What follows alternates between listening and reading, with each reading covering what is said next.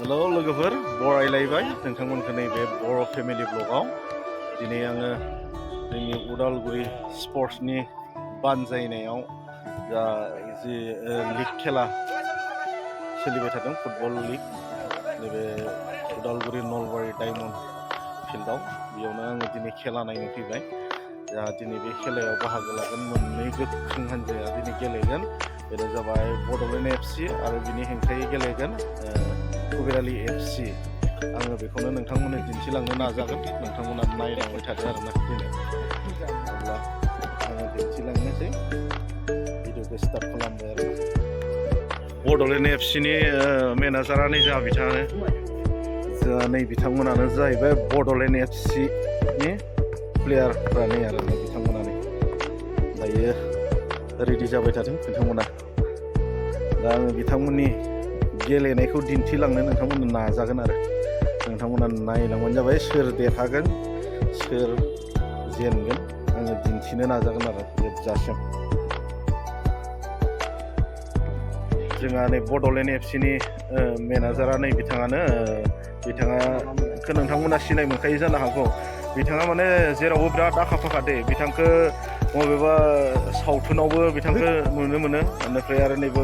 बिथाङा नैबे फुटबलावबो बिराद इन्टारेस्टेड गेमावबो बिराद इन्टारेस्टेड दङ आरो ना बे बड'लेण्ड एफसिखौ बिथाङानो मेनेजार जानानै दैदेनबाय थादों नै प्लेयार लिस्ट खालामबाय थादों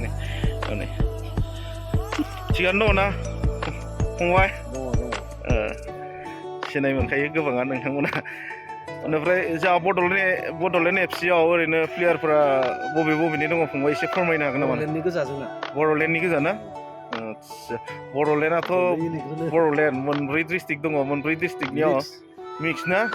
आदसा थिग दङ उनाव आं हायोब्ला नोंथांमोनखौ प्लेयारफोरखौ दिन्थिलांनो नाजागोन सोर बबेनि अब्ला नायलांबाय थादो आरो जोंहा नै खेला दैदेनगिरिफ्रा नै बिथां सारमोनानो नै सिनाय मोनखायो गोबाङा बिथांमोनानो उदालगुरि स्पर्ट्स एस'सियेसननि बिबानगिरिफोरा नै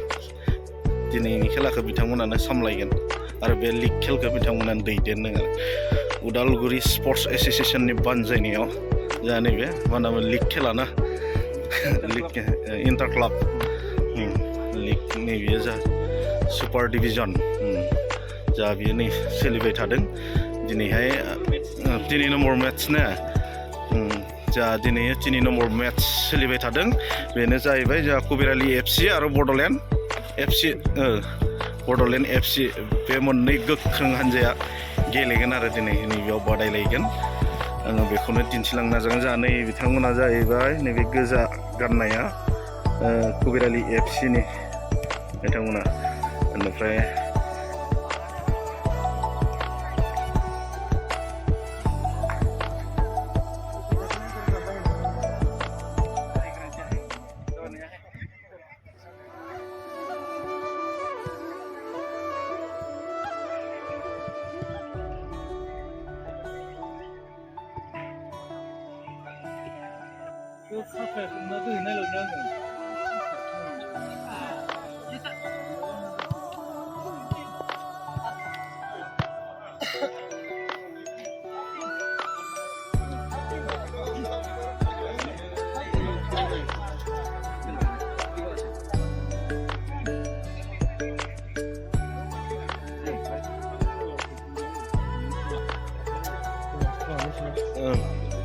strong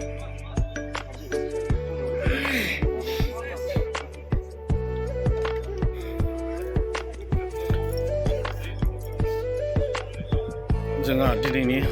जि थामथि सुपार लिग बेयो नै जागायसिगोन दायो नैबे गुफुर आरो गोसोम गाननाया जाहैबाय बड'लेण्ड एफसि बेनिफ्राय आरो नैबे ब्लु कालार गाननाया जाहैबाय कबिरालि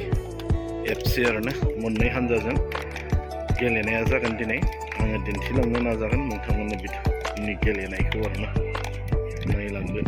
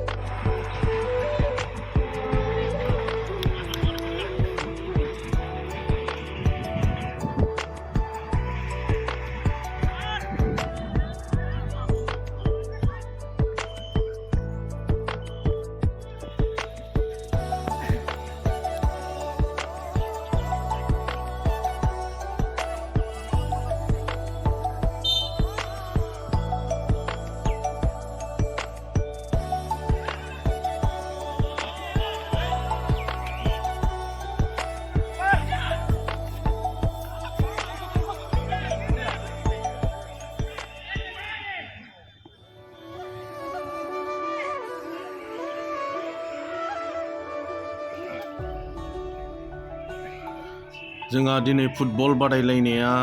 जादोंमोन। जोंहा कबिरालि FC आरो बिनि हेंथायै गेलेदोंमोन बर'लेण्ड FC। नाथाय दिनै खेलानि फिथाइया जाबाय कबिरालि FC 02 आरो बर'लेण्ड FC 01। दिनैनि खेलानि फिथाइया बेनो, जोंहा कबिरालि FCआ बर'लेण्ड FCनि हेंथायै गेलेनानै बिथांमोना कबिरालि FCआ दिनै देरहासार जानो हाबाय। बे दिनैनि बे गेमा जाबाय सुपार लिगनि 3थि गेलेनाय आरो जोंहा बेयाव आरो जाबाय थागोन आरो बेनि उनाव जोंहा A डिभिजननि खेल आरो जोङो नुनो मोनगोन।